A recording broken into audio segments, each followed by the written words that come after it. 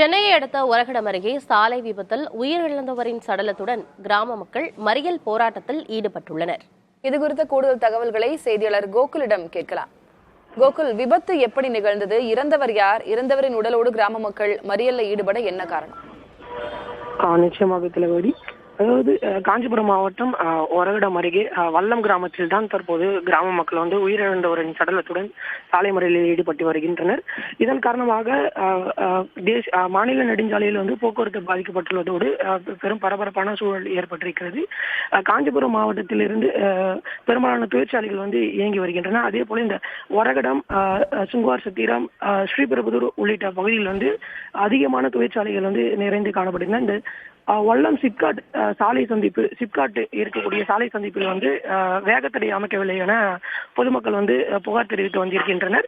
இந்த நிலையில் அண்மை காலமாக இந்த பகுதியில் தொடர்ந்து விபத்துகள் நடந்து இருக்கின்றது.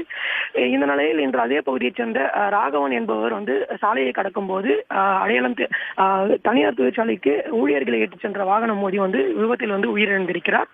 இதனால் கடுமையாக கொந்தளித்த ஆத்திரமடைந்த மக்கள் தற்போது உயிரிழந்தவருடைய சடலத்துடன் மாநில நெடுஞ்சாலையில் வாகனங்களை மறித்து தற்போது மறியலில் ஈடுபட்டு வருகின்றனர்.